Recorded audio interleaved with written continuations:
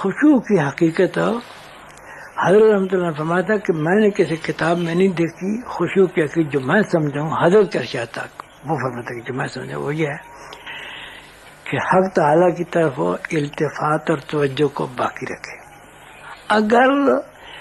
اگر یہ توجہ اور التفات تو ہٹ جائے پھر تازہ کر. توجہ رکھی تھی اور بعد میں سامان ایسی اور غفلت ہو گئی تو پھر توجہ کو تازہ کرا, پھر ہٹ جائے پھر تازہ کرا, پھر ہٹ جائے پھر تازہ کرا. مشق کس کو نہیں کہ ایسی توجہ کو بستہ رکھے کہ ایک سلسلہ باندھا جائے اور ایسے ایک توجہ ہو کہ منقطع نہ ہو.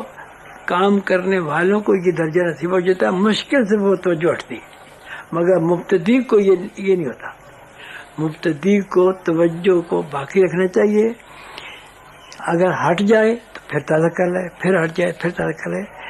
جس شخص کی توجہ نماز میں شروع سے لے کر آخر تک حق تعالیٰ کی طرف بالکل بستہ رہی, نہیں ٹوٹی وہ, اور جس کی بارہا ٹوٹی پھر تازہ کر لیا, بارہا ٹوٹی پھر تازہ کر لیا, پھر ٹوٹی پھر تازہ کر لیا, اس کو اور اس کو ثواب ملے گا, کیونکہ اس کی قدرت میں اتنی تھا.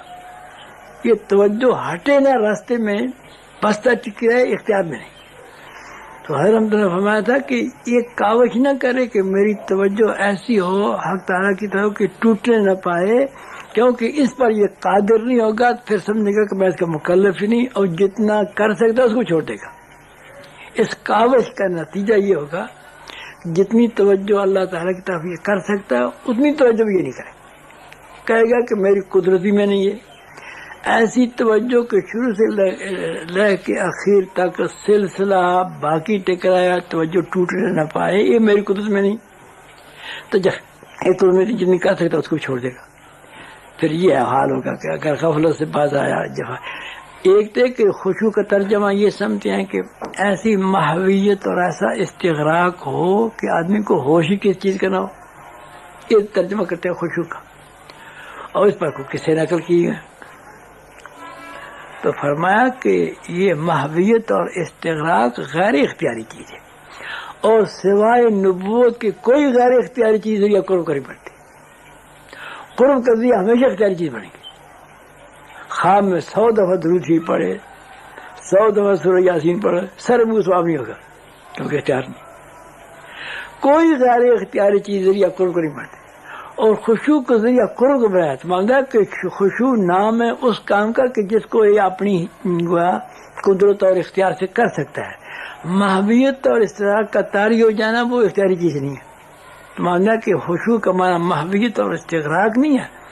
خشوع کا کوئی معنی ایسا ہے کہ جو آدمی اپنے ارادے اور اختیار سے کر سکے. وہ کیا توجہ کو اللہ تعالیٰ کی طرف متوجہ رکھنا.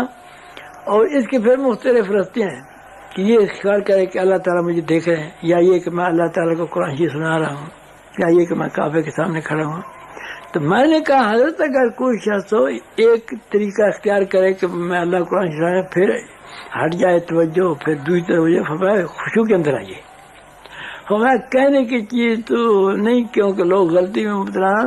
میں تو یہ بھی سمجھتا ہوں کہ کسی فقہی مسئلے میں توجہ کر رہا ہے اور عالم نماز کے اندر آئے, یہ بھی خشوع کو مناسب. اور فرمایا حضرت عمر رضی اللہ کا ارشاد کہ میں نماز میں ہوتا ہوں اور لشکر کا انتظام کرتا ہوں. تو نماز میں ہوتا ہوں اور لشکر کا انتظام کرتا ہوں تو مانتا کہ لشکر کا انتظام کرنا نماز کے اندر خشوع کے مناسب نہیں, ورنہ حضرت عمر کی نماز بلا خشوع ہوگی. تو مانا خشوع کا مانا کہ کوئی دین کی کسی چیز کی طرف متوجہ. اصل تو یہ ہے کہ اللہ کی طرف توجہ کرے, مگر دوسری طرف بھی توجہ اگر ہو جائے مسائل کی طرف اس طرح تو خشوع کے خلاف فرمایا وہ بھی نہیں ہوتا, اور دلیل ساتھ بیان کرے. تو احسان کا ترجمہ, خشوع کا ترجمہ کیا ہے کہ اپنی ارادے اور اختیار سے اللہ کی طرف توجہ رکھے. اگر اس میں دوام نہ ہو, ٹوٹ جائے توجہ پھر تازہ کر لے, پھر ٹوٹ جائے پھر تازہ کر لے. 10 دفعہ ٹوٹی 10 دفعہ تازہ کیا. اور دوسری نماز ایسی پڑھی کہ شروع سے لے کے آخر تک توجہ بستہ رہی. مشق سے ایسی ہو جاتی ہے. حضرت حاجی صاحب رحمۃ اللہ تعالیٰ کے متعلق سنا ہے کہ فرماتے کہ ایسی ہو جاتی کہ کچھ توڑنا چاہتا تو مشکل ہوتا توڑنا, ایسی ہو جاتی. مگر اس کو ثواب اتنا ہی ملے گا جیسا اس کو ملا ہے. میں تھانہ بھون جا رہا تھا تو رستے میں ہندو دیکھے تو وہ تھے, وہ کوئی مذہبی اللہ کا نام لینے والے.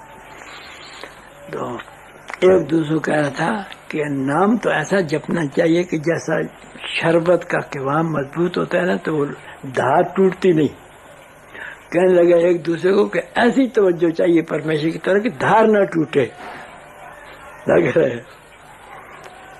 تو جن لوگوں کو مشق کی وجہ سے یا قوت خیالیہ میں مضبوطی کی وجہ سے ایسی توجہ نصیبوں کو شروع کے سرائے سے آخر تک بستہ ٹکرائی نہیں ٹوٹی بہن میں اس کو، اور جس کی بار بار ٹوٹی پھر تازہ کر گیا، بار بار ٹوٹی پھر تازہ کر گیا، ثواب کے اندر کوئی فرق نہیں تھا کیونکہ اس کی قدر میں اتنا ہی تھا، اتنا ہی کر سکتا.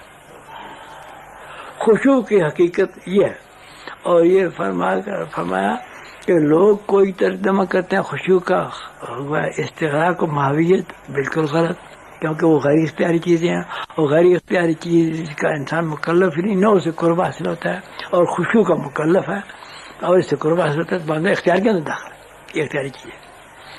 اور ایک اخلاص ہے عبادت کے اندر، جیسا لنہدینہ والذین جاہدوا فینا لنہدینہم لام میں ادا ہوا کہ ہمارے لیے مجاہدہ کرے.